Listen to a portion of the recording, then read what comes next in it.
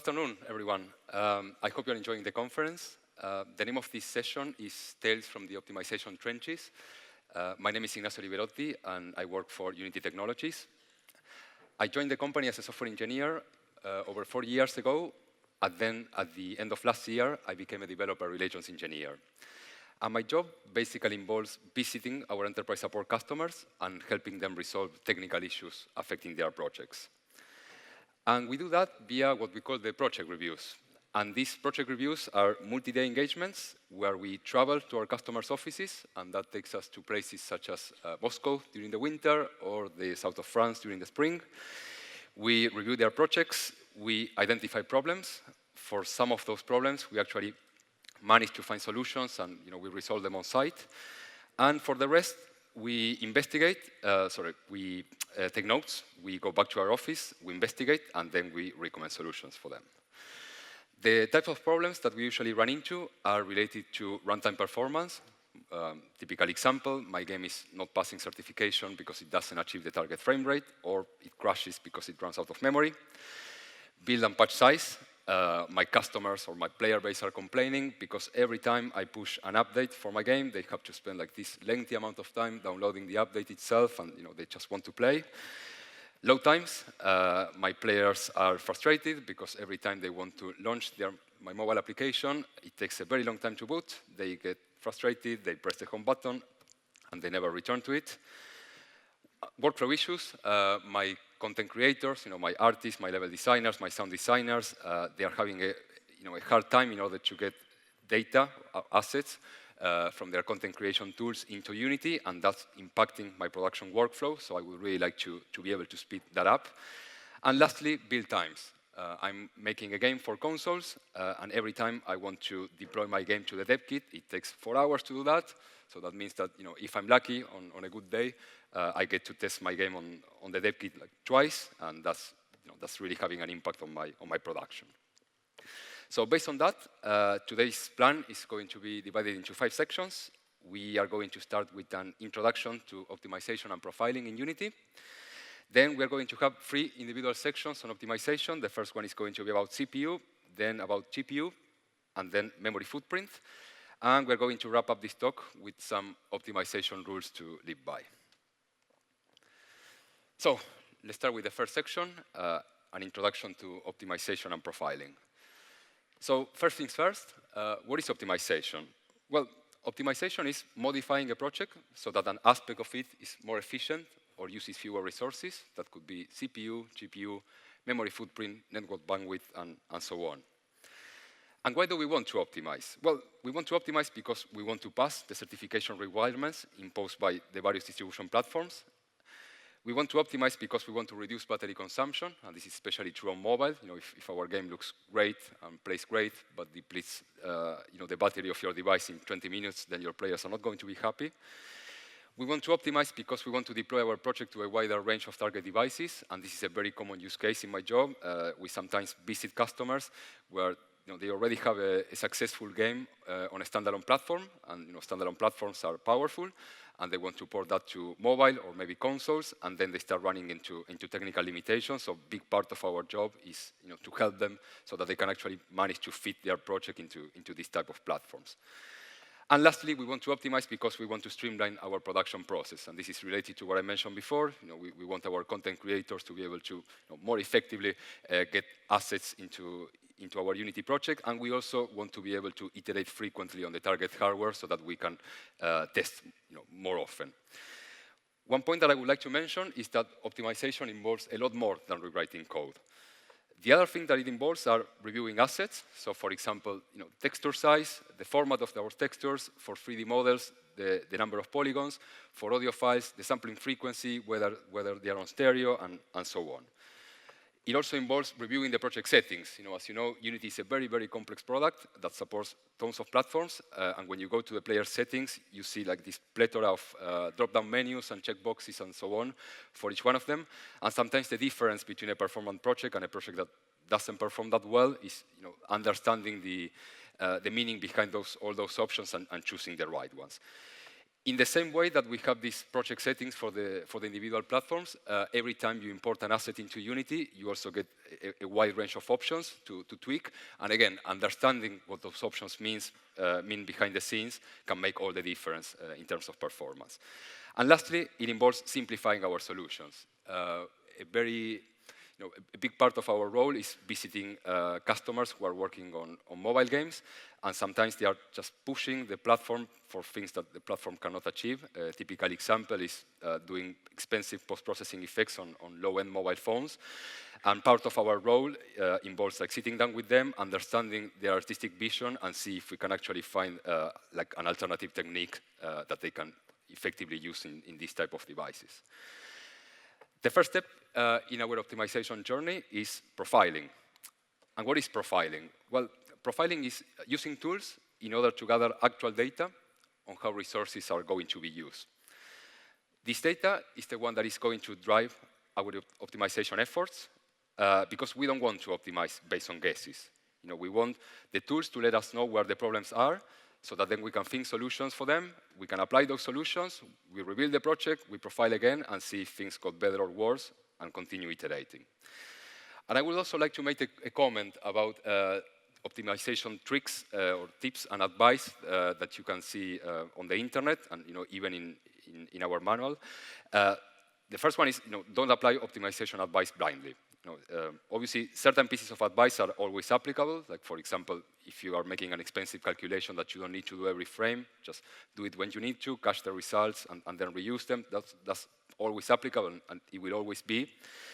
But sometimes good advice applied in the wrong situation can make things worse. And a typical example is sometimes we visit customers. They are working on 3D games where they have like a fixed camera and a static scene as well, and they have read somewhere that mip maps are a good thing, that mip maps help with performance. And yes, they do, but they do if the size of the texture changes relative to the camera.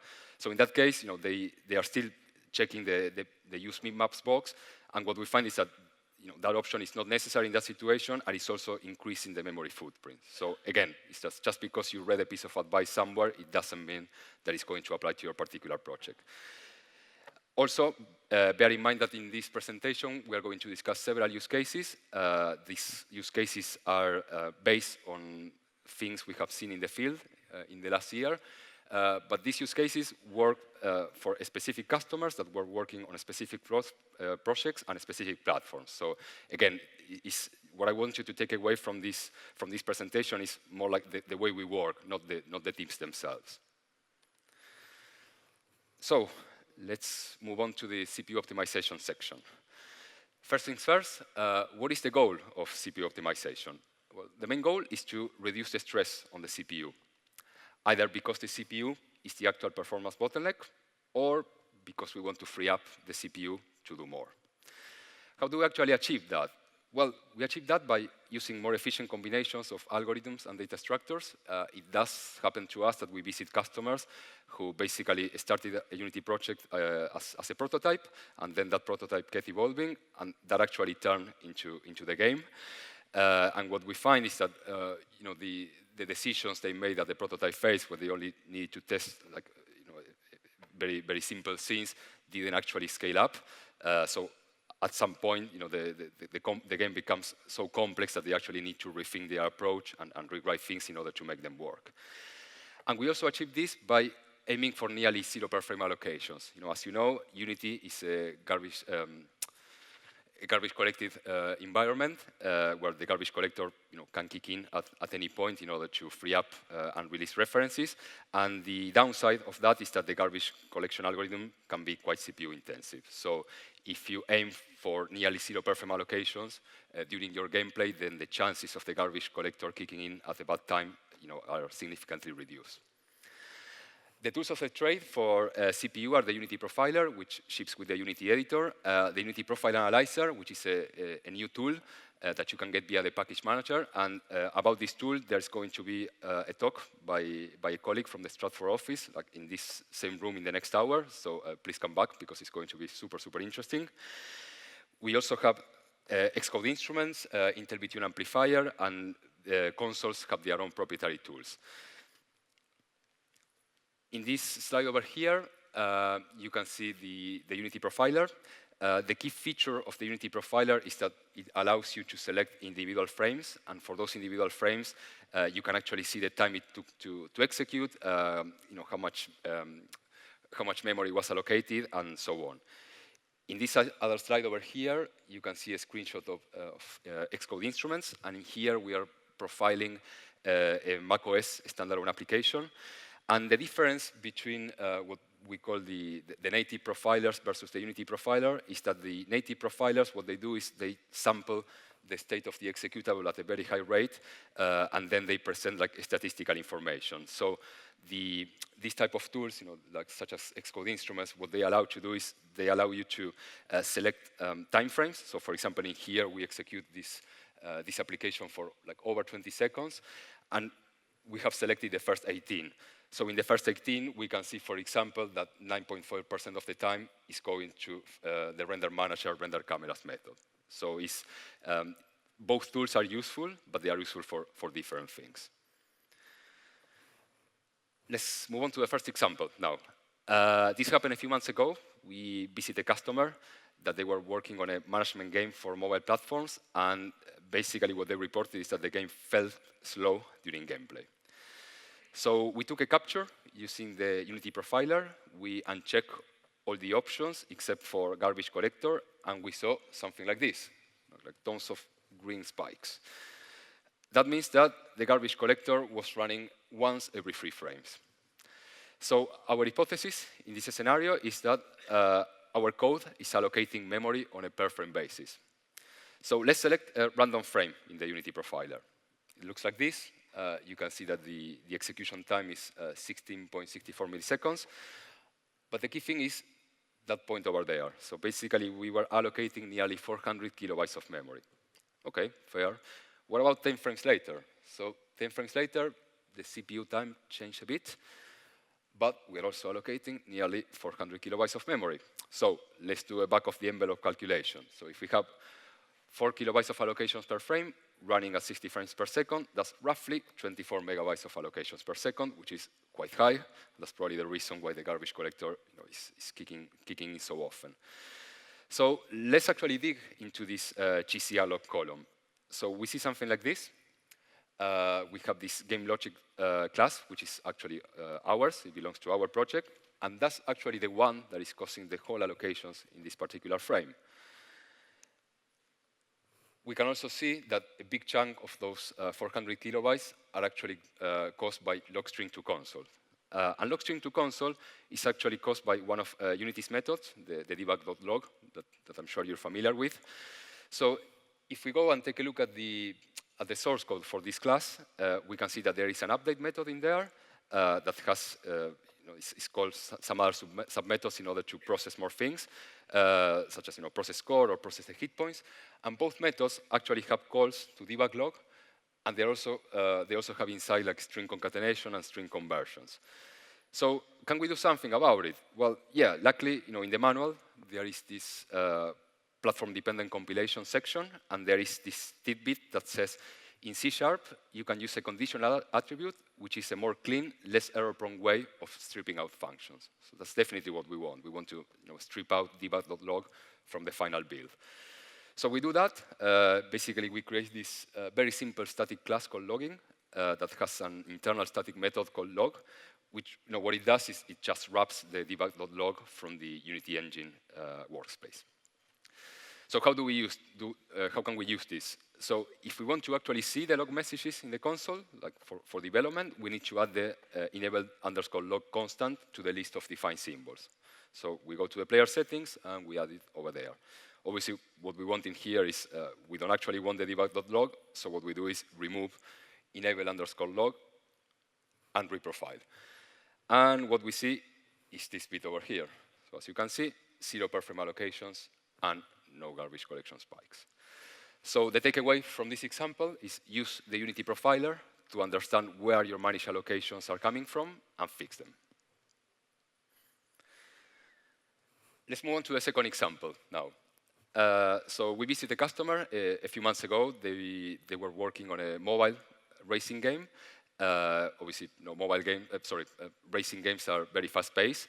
And one of the requirements is that the frame rate needs to be steady. So we don't want the garbage collector kicking in because that's going to cause a disruption in the gameplay.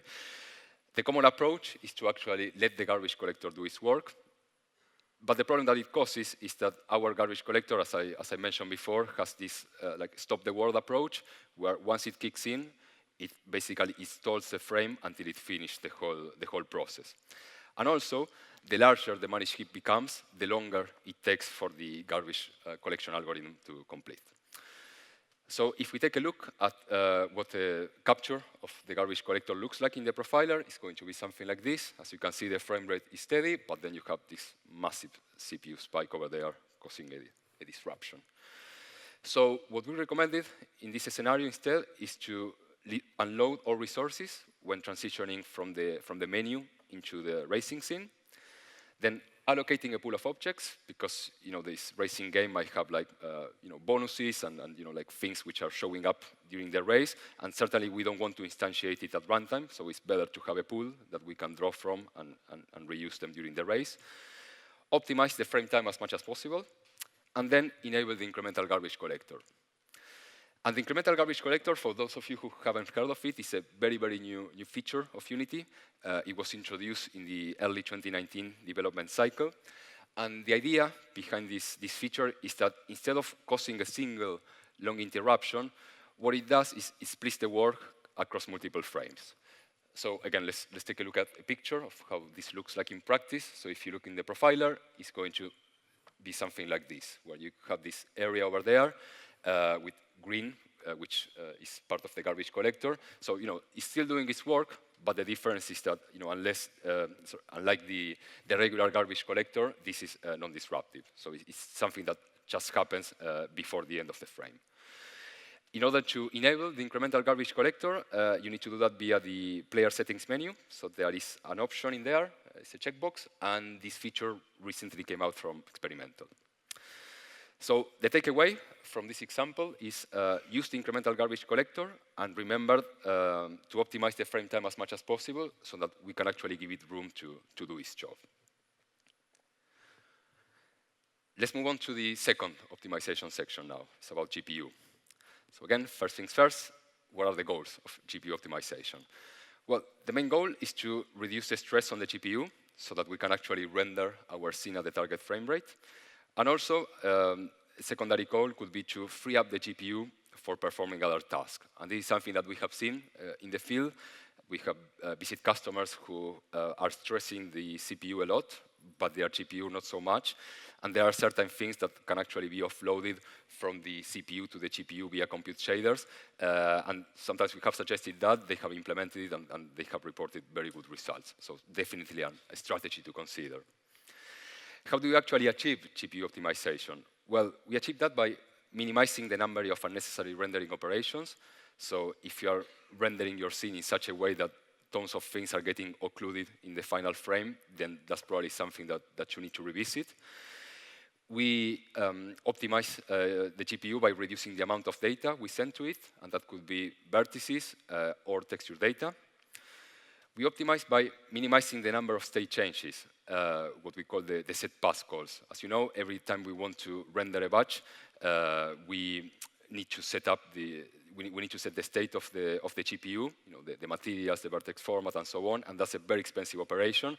So by minimizing the number of state changes you have, you will be able to render more effectively.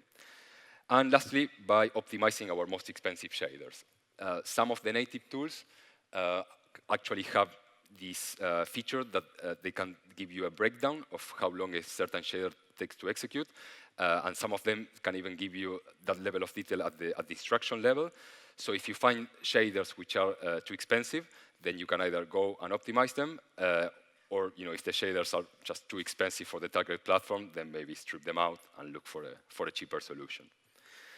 The tools of the trade we have for GPU optimization are the Unity Frame Debugger, which ships directly with the editor. And then we have a series of native debuggers such as RenderDoc, which actually has a very nice integration into Unity, NVIDIA Insight, Xcode Frame Capture, Intel GPA, and again, just as it happened with CPU, console manufacturers also provide their own proprietary tools. In the same way that I mentioned before, the difference between the Unity profiler and the native instrumentation tools, we have this division in here between the frame debugger and the native GPU profilers. None is better than the other, and in our job, we actually use both of them because they are both useful in different ways. So a key feature of the frame debugger is that it gives you a nice breakdown of all the draw calls that are composing your final frame. And that bit over there, which is highlighted in red, is very useful because basically it tells you why a certain draw call couldn't be batched with the previous one. So if you're having rendering issues, you see that you're having tons of draw calls, you don't understand why, then open up the frame debugger, don't guess, just see what the frame debugger says and then try to fix it. And in the screenshot on the right, we can see a capture of Xcode GPU. And again, it's a different type of tool. It's useful as well, but in a different way. So in here, it gives you information about the various buffers, the size they have in memory, how many vertices we submitted in a specific part of the pipeline, and so on. So let's move on to a third example from this session, the first one for GPU. This happened at the beginning of the year. We visited a customer that they were working on a strategy game for mobile platforms, iOS and Android, and they were experiencing frame rate issues. So we profiled it using the Xcode frame capture tool, and we saw a warning message there saying that we were sending too much geometry to the GPU. Now, unfortunately, I cannot show you the real projects, so what I did for this presentation is just create some toy examples so that you can get an idea of what the optimization is about. So it was something like this. We see something detailed closer to the camera. We have 55K triangles. So what we did is we fired up one of the native profilers. In this case, we fired up RenderDoc. And what we did is we searched for the render commands. So in there, you have camera render, drawing, render opaque geometry, and you can see 2 draw calls in there. So that's interesting because we can only see one object in the foreground. And then if we take a look at the draw calls themselves, we can see that both of them have the same geometry as input, that big monument. But the output of one of them is taking significantly more screen real estate than the other one. So we can see a massive model on the left, but on the right, I'm not sure if you can see it over there, but it's that tiny bit over there. So it's very, very, very hard to see. If we go back to the original frame, we can actually see that the object, trust me, it is there. So, so the question we asked our customer and the question we ask ourselves is, do we actually need that much geometry for the model in the background? The answer, as you might expect, we probably don't. So our advice for this particular customer was to create LODs for the assets. So they did. They created 3 LOD levels, where the third LOD level featured roughly 1/3 of the geometry, compared to the first one. We assigned the LOD levels via LOD groups to the various game objects. We revealed the project, we reprofiled, and we saw something like this. Pretty much the same as what we saw in the previous screenshot. But the difference is that the number of triangles is 34K. And we still have our object over there. So to put this into numbers, we went from 55K without LODs to 34.5K with LODs, so roughly a 38% memory reduction, right? So the takeaway, by understanding our requirements and the tools and techniques at our disposal, we managed to achieve nearly a 40% reduction in the amount of geometry that we are sending without observable differences in the final output. Let's move on to a second example about GPU. So we visited a customer around the spring. They were working on a top-down tile-based strategy game for PC. The game was already released, was working fine, but they wanted to port it to mobile and WebGL. And they were having frame rate issues. Again, I cannot show you the real project, but the gist of it is that it was a tile-based game. They didn't have 3 tiles, they have like hundreds of them because they were actually smaller. We profiled the game using the Unity profiler, and we saw something like this. So we saw very high frame times, and most of that time was actually being spent on rendering. And we know that because rendering, the color code for rendering is green. So that means that the CPU was too busy creating and sending rendering commands to the GPU. Fair, okay, well, we have more tools at our disposal, so let's take a look at how this looks like in the frame debugger. So we did that, and we found out that we actually had one draw call per tile. In the real project, this translated to hundreds of draw calls, because remember, the screen was covered with them, and they were actually smaller than in this example. So if we actually move to the second draw call, we see this bit over here, this useful feature that I mentioned before. Basically, the tool is telling us why this draw call couldn't be batched with the previous one. So apparently, we couldn't batch it because the objects have different materials. Okay, let's move on to the next draw call. Again, couldn't be batched with the previous one because they have different materials, right? So we went into the inspector, we took a look at the sprite rendering components, and we saw this. Basically, the material was sprite default for all tiles. So they all share the same material. What's going on here? So we took a look at the code, and I really wish customer projects were that simple. It wasn't this simple, but basically somewhere down there, they were retrieving the sprite render, and they were storing it into a sprite render variable, and then they were attempting to cache the material into a private field. And they were doing that via this statement, sprite render.material. That statement over there, it looks very, very innocent, but actually what it does behind the scenes is it creates a copy of the material assigned to the sprite renderer, it assigns it internally, and then it returns it so that we can cache it as the sprite underscore sprite renderer material field. So if we actually change that statement from sprite render.material to sprite render.share material, and we reprofile the project, we see something like this.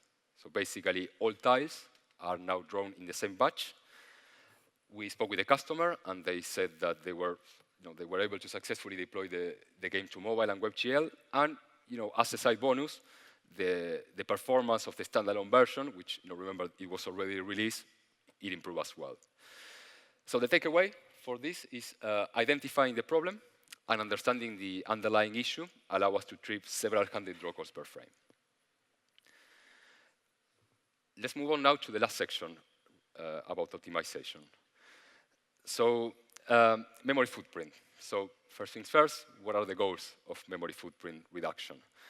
Well, one of the goals is to be able to fit our project or game on devices that don't have a large amount of memory, improve loading times, being able to actually add more content into our game, avoid hard crashes due to out-of-memory situations, and this happens very often in mobile. As you know, in mobile, if your game goes up to a certain threshold, you drastically increase the chances of the operating system actually pulling the plug on your application and crashing.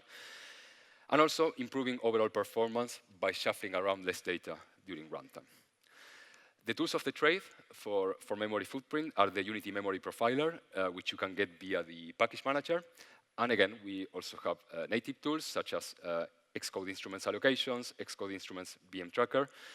Again, console manufacturers, they provide their own set of tools for optimizing your games for their specific platforms. In this slide over here, we can see a screenshot of the memory profiler. So the way the memory profiler works is after you install it via the package manager, you open up the window, and then there is a button in there in order to capture a memory snapshot. When you do that, if you do it on a standalone application, basically the tool is going to hold the execution of the standalone application because it needs to crawl through all the managed allocations and fetch this data. And once it finishes, it's going to present this nice summary. So for example, in here, we can see that we are allocating over 90 megs for shaders. If we actually click in one of those sections, we can actually see a breakdown of all the individual managed objects that are being allocated. So for example, in here, we have 35 megabytes which are being allocated for the particles standard surface shader. It's probably that big or that large because we have a lot of variance on that shader. So let's take a look at the fifth example from this presentation, the first one for memory optimization. We went and visited a customer a few months ago.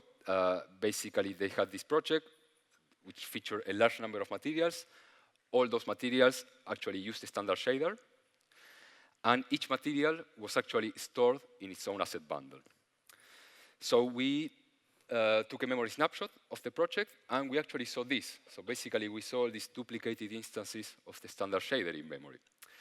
And why does this happen? Well, this happens because the standard shader, as you know, is one of Unity's built-in shaders. So that means that it actually ships inside the engine. And as such, it cannot be explicitly included in an asset bundle. And also, because of that, it will be implicitly included in every asset bundle that has a material that has a reference to the standard shader. So if you remember, we had 30 materials. Every material was stored in its own asset bundle, and since every material referenced the standard shader, then once you build the asset bundles, then the standard shader is going to be implicitly pulled into every individual asset bundle. So what do we recommend instead? Well, we recommend downloading a copy of the built-in shaders. So this is something you can get via the download page of Unity, where we publish all the versions of the engine. There is a drop-down in there, and you can download a very small zip file with all the text files for the shaders that ship with that specific version. You make a copy of the standard shader and rename it to something else, such as Unite 2019 standard, and this is very important, add it to its own asset bundle. Then you fix all the materials so that they use the new renamed shader, and then you rebuild all the asset bundles. So after rebuilding and taking a new memory snapshot, we see something like this. So single instance of our custom Unite 2019 shader. The takeaway of this example is that by using the right tools and understanding the internals of the engine, we were able to eliminate duplicates in memory. So let's take a look at the last example from this session. Again, this happened a few months ago. We visited a customer that they were porting a desktop game to mobile platforms, and the problem they ran into is that the game kept crashing on low-end devices because of the high memory footprint.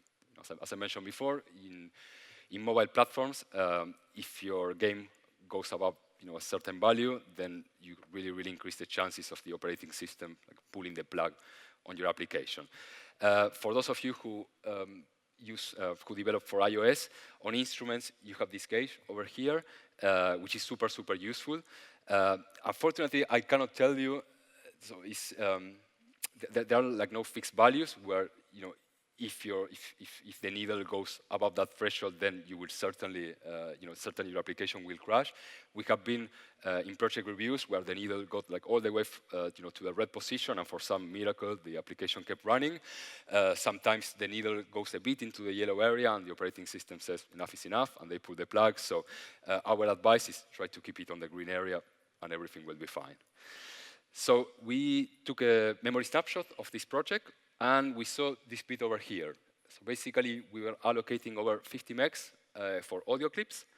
And we had 2 audio clips in memory, and each one of them was roughly 25 megs. We took a look at the settings for these files. They were really background music because they were 2.5 minutes, a stereo, sample at a high frequency, and so on.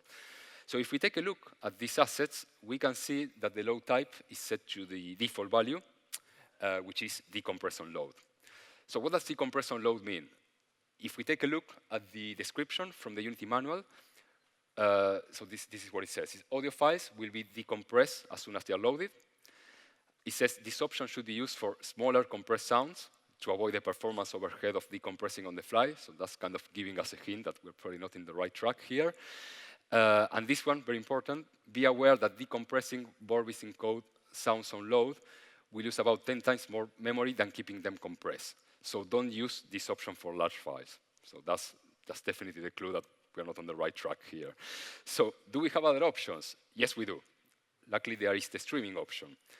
And the streaming option from the Unity manual, it says that it's used in order to decode audio on the fly. This point is very important. It uses a minimal amount of memory to buffer the compressed data. And then the data is incrementally read from the disk and decoded on the fly. So if we change the load type from the default value to streaming via that drop-down menu, and we take another memory snapshot, we see something like this. So the audio clips are now combined less than 500 kilobytes. So to put this into numbers, we went from 53 megabytes when we were using the default option, the decompression load, to half a megabyte when we set it to streaming. So we achieve a 99% memory footprint reduction. So pretty impressive. The takeaway for this example is that understanding our requirements and using the correct settings allow us to reduce the audio memory footprint by 99%. These type of problems are what I like to call the problems that can actually be avoided because in here, yes, we code them via the memory profiler, but we code them this time, but maybe next week the audio designer comes, adds a new background music file, she forgets to change the settings because we are humans, we all make mistakes, and then either if we are lucky and we do another profiling session, we find out, or maybe we never find out and then that problem stays there. So what we recommend is for this type of scenarios, I cannot give you a full example because I don't have enough time to show it, but if you can, take a look at the asset post-processor. So the asset post-processor basically allows you to create your own set of rules. So for example, you can create asset post-processors and say, for example, that background music assets should be set to streaming, sound effects should be set to the compression load, and so on. So let's try to automate the process so that you can catch these errors and not having to look for them via the profiling tools. As another bonus tip, a feature that we use very, very heavily when we visit customers is that the memory profiler actually allows you to perform diffs between snapshots. And this is really, really useful if you want to see, if you want to find out whether your game is actually leaking resources.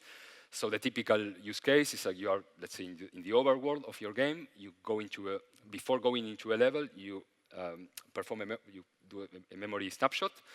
You go into the level, you finish that level, you come back to the overworld, you take another snapshot, and then you take a diff between both of them. And if you see things that are present in the second snapshot that are not present in the first one, then that probably means that we are leaking things from the level itself. So that gives you a good hint of the things that you should look for.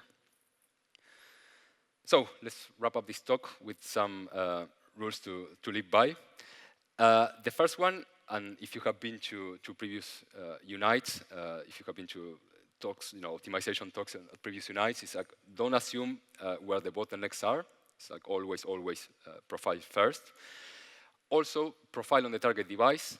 It's very tempting to profile on the editor because we are developing on the editor, and sometimes having to deploy our project to the target platform is it's a bit inconvenient. Why don't let's just profile on the editor? But the thing is, like, the editor has a lot of overhead. So while it might be useful to get some information, the real information is by actually profiling on the device. So try to do that.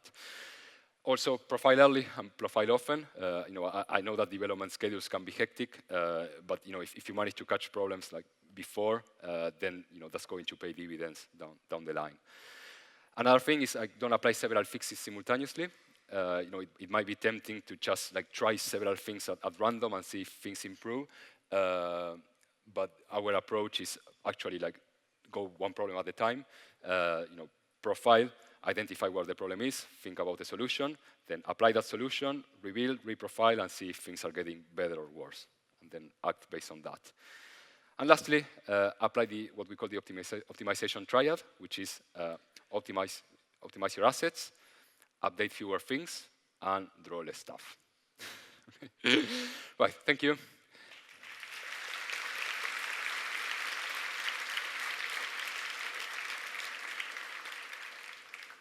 So we have 5 more minutes for questions. So if you have any questions, there are some mics at the back.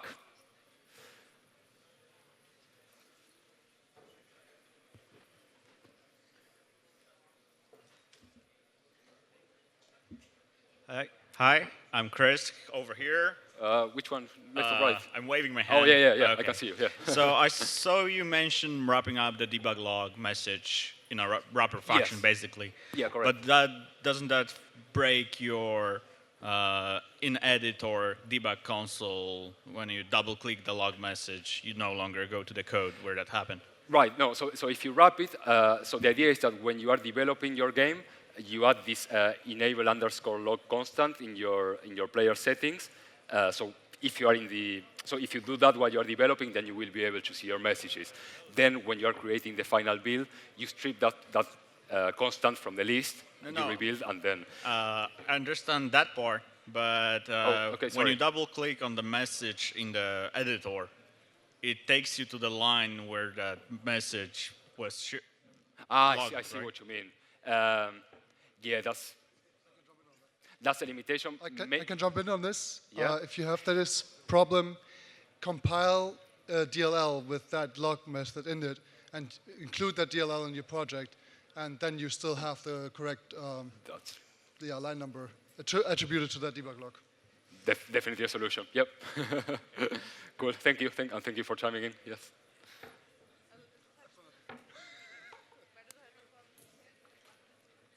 Anyone else?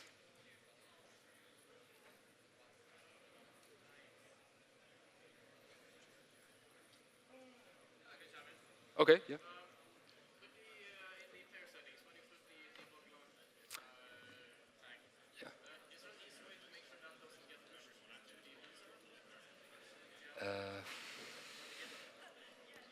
So the question is if you add the enable underscore log to the player setting, if there is any way to avoid that from getting pushed to the build server. I guess you can add like a script hook in there. So how does your build server actually work? Are you actually like pushing things and then you build, or do you, yeah? I guess you can always add. Right. I guess you can always add like a commit hook that parses that file maybe and kind of strips that constant over there. Yeah. Okay.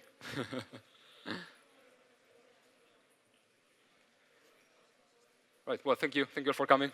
Thank you.